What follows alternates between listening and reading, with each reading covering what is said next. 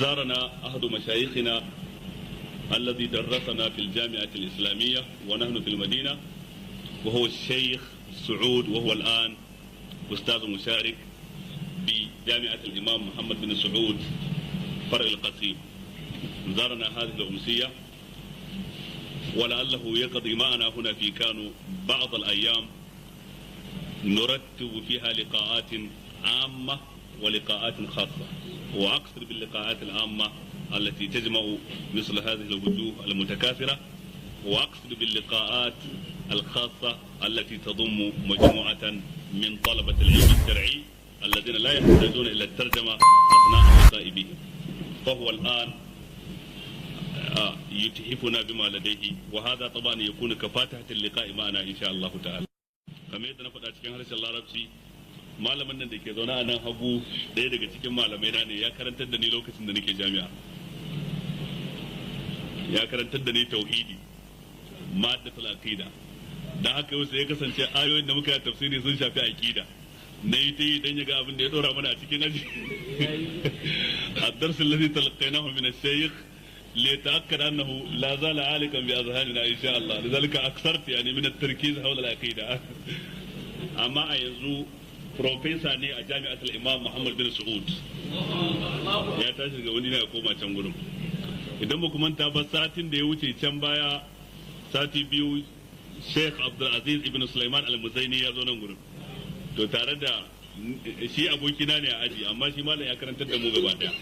Koma har da sai ya bashi labari cewa ga abin da ake ciki, ai ya zo Najeriya ya ga yadda ake ta kokarin addini irin wanda bai taba gani ba a kasashe da dama da ya kai ziyara na Afirka. To wannan ta sa shi malam shi ma sai ce gaskiya hutunsa ya kare, amma sai ya zo ko kwana nawa ne a Najeriya ya koma. Dan ban ma san da zuwansa ba, kawai sai da nayi alwala zan fito nan gurin sai muka ci karo da shi. Dan ya nuna min cewa ba haya bukatar ya tsora min kowane irin nauyi na tarbiyyar tun daga airport, haka ya sauka airport ba wanda ya tare shi. Da maganan kulma har ya shigo cikin gari. والآن يعني ليتحدث الشيخ معنا بضعة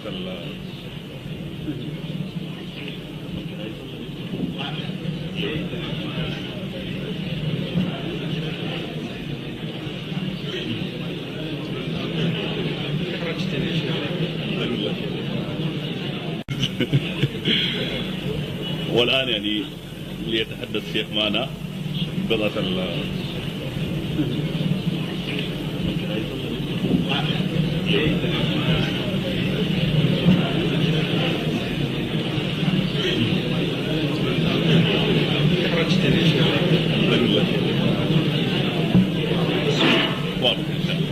بسم الله الرحمن الرحيم. يعني اختصر. الحمد لله رب العالمين، وصلى الله وسلم وبارك على نبينا محمد وعلى آله وصحبه وسلم. وبعد أيها الإخوة، أحييكم بتحية الإسلام، السلام عليكم ورحمة الله وبركاته. جئت هذه الليلة مستمعا إلى تلميذنا النجيب الشيخ جعفر، لأنني لما قدمت في صباح هذا اليوم وعلمت أن هناك درس في التفسير حاولت أن أحضر، وأنا في الحقيقة متعب ولكن لأستفيد. malaki cewa bayan ya yi godiya ga Allah da kuma salati ga manzon tsira annabi Muhammad sallallahu alaihi wasallam, yake cewa duka yau na iso nan garin da asuba karfe 5 na asuba, kuma aka bani labarin akwai darasi na tafsiri dama da ake a wannan masallaci ranar Juma'a.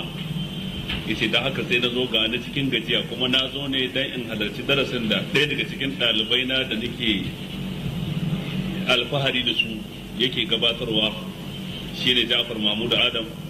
Yace kuma na zo ne dan in zama mai saurare kawai dangane da tafsirin da ake, ba dan ni in ce wani abu ba, na fifita in zo mai saurare. وكنت حاضرا لأستفيد، ولكن الشيخ جعفر بارك الله فيه طلب مني كلمة. آمين. أيها الإخوة الكرام، لعلنا إن شاء الله نلتقي في ليال أخرى، ولكن هذه الليلة إن كان من هناك كلمة المشاركة، وإلا لا يفتى ومالكم في المدينة، فعن يمين الشيخ وعن ولا الشيخ. ونحن يعني أتينا من المملكة العربية السعودية للالتقاء مع أخوتنا وأشقائنا المسلمين في كانو وفي عموم نيجيريا، ويسرنا ما نسمع من تطبيق الشريعة وما نسمع من انتشار العلم الشرعي بين أخواننا المسلمين هنا. yace abinda na zo dai in nima in karu da darasi da za a yi na tafsiri, amma tare da haka Ja'far ya matsa cewa dole sai na ce wani abu, tare cewa na zo ne a gaje. yace yayin uwa, na zo daga kasa mai tsarki, kasar Saudiya, domin ziyartar 'yan uwanmu musulmi na wannan kasa ta Najeriya, musamman a dai irin wannan yanayi da ake ciki na kokarin farfado da kuma dawo da yin aiki da shari'ar musulunci a waɗansu sassanni na Najeriya wanda Kano na ciki. yace da haka babban makasudi na zo ne dai in gamu da 'yan uwana musulmi, in ga irin kokari da suke ta yi wajen ilimi da yada addinin musulunci da kwazo da himma, wato a nan Kano a keɓance da kuma waɗansu ɓangarori daga cikin ɓangarori na Najeriya gaba ɗaya.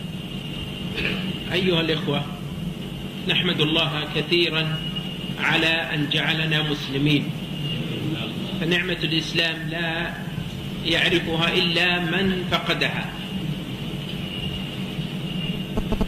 وهذه الوجوه الطيبة التي أتت من أماكن بعيدة لاستماع العلم، والإخوة كما يعرفون فضل تلقي